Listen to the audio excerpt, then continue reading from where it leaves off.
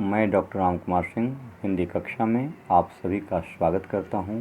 आज मैं केंद्रीय माध्यमिक शिक्षा बोर्ड दिल्ली द्वारा कक्षा 10वीं कोर्स अ के लिए निर्धारित पाठ्य पुस्तक क्षितिज भाग 2 के गद्य खंड के अंतर्गत नेताजी का चश्मा पाठ के प्रश्नोत्तर भाग 2 पर प्रकाश डाल रहा हूं। आप सभी तल्लीनता एवं शालीनता के साथ सुनेंगे।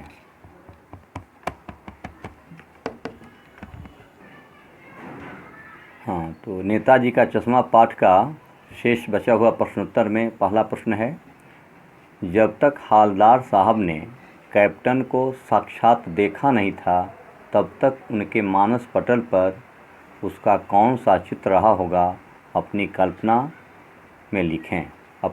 से लिखें।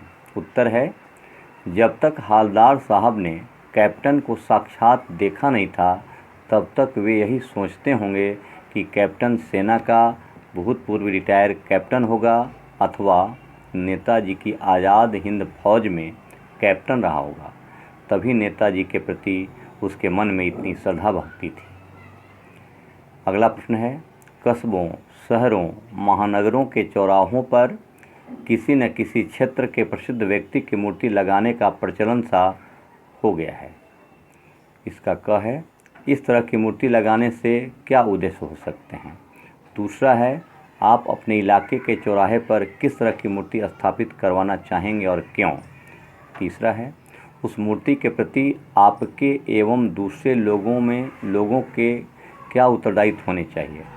तो पहला का उत्तर मैं दे रहा हूँ, इस तरह की मूर्ति लगाने से क्या उद्देश्य हो सकते हैं। उत्तर है, कस्बों, शहरों, महानगरों के चौराहे पर किसी न किसी क्षेत्र के प्रसिद्ध व्यक्ति की मूर्ति लगाने से निम्नलिखित उद्देश्य हो सकते हैं। पहला उद्देश्य हो सकता है, नई पीढ़ी को प्रसिद्ध व्यक्तियों के महान योगदान से परिचित करवाया जाए।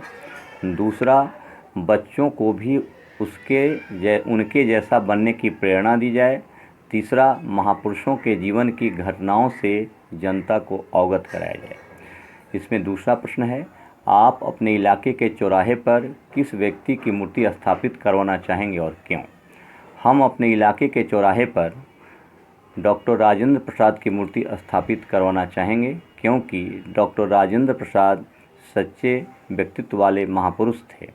साधारण नेता से देश के सर्वोच्च राष्ट्रपति पद पर आसीन हुए, लेकिन उनके रहन सहन, पहनावे और खान पान में कोई अंतर नहीं आया। वे कर्मनिष्ठ थे।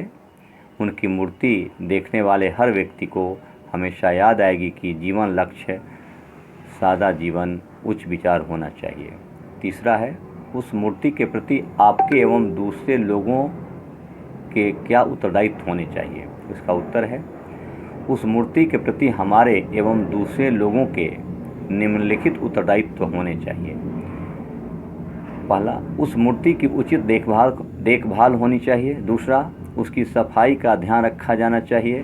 तीसरा, जिस व्यक्ति की मूर्ति है उसके जीवन से संबंधित कार्यों व प्रेरणादायक प्रसंगों की जानकारी दी जाए।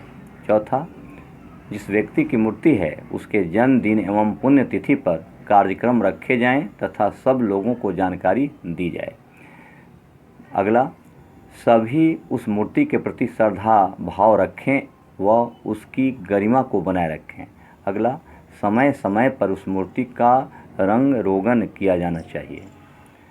अगला प्रश्न है, सीमा पर तैनात फौजी ही देश प्रेम का परिचय नहीं देते। हम सभी अपने दैनिक कार्यों में किसी न किसी रूप में देश प्रेम प्रकट करते हैं, जैसे सार्वजनिक संपत्ति को नुकसान न पहुंचाना, पर्यावरण संरक्षण आदि। अपने जीवन जगत से जुड़े ऐसे और कार्यों का उल्लेख करें और उन पर अमल भी करें। इसका उत्तर है, अपने जीवन को पूरा करते हुए हम अपनी देशभक्ति का परिचय निम्न प्रकार दे सकते हैं। पहला, सार्वजनिक व सरकारी संपत्ति को नुकसान न पहुंचाकर। दूसरा, सरकार की सहायता कर।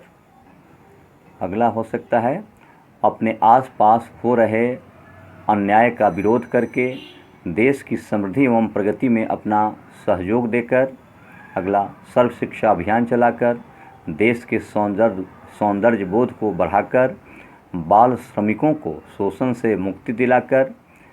और अगला हो सकता है अपना वोट देकर व उचित सरकार चुनकर। अगला प्रश्न है, निम्नलिखित पंक्तियों में स्थानीय बोली का प्रभाव स्पष्ट दिखाई देता है। आप इन पंक्तियों को मानक हिंदी में कैसे लिखेंगे? जैसे, कोई गिराक आ गया समझो, उसको चौरे चौखट चाहिए तो कैप्टन किधर से लाएगा, तो उसको मूर्ति वाला दे दिया, उधर दूसरा बिठा दिया।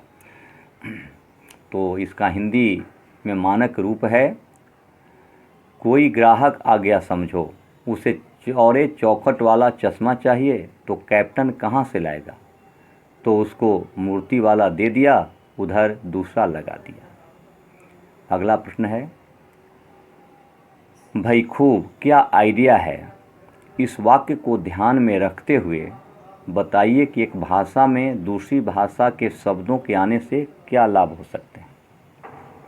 उत्तर है, साधारण बोलचाल की भाषा में कई भाषाओं का सम्मिश्रण होता है। ऐसा इसलिए किया जाता है ताकि प्रचलित शब्द लोगों को जल्दी समझ में आ जाए। इस प्रकार के शब्दों के प्रयोग से वाक्य अधिक प्रभावशाली हो जाते हैं, साथ ही दूसरी भाषा में भी कुछ नए शब्दों की जानकारी मिल जाती है। तो यह रहा नेताजी का चश्मा पाठ के बचे हुए प्रश्नों का उत्तर। अगली कक्षा में अगले पाठ के प्रश्नोत्तर पर प्रकाश डालूंगा। धन्यवाद।